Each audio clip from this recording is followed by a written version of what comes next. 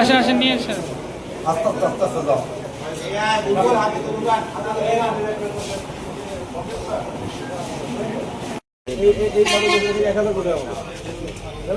ঠিক আছে।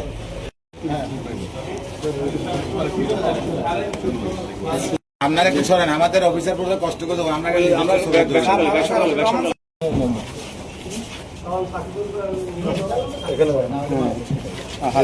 আপনারা পিছনে দাঁড়ান।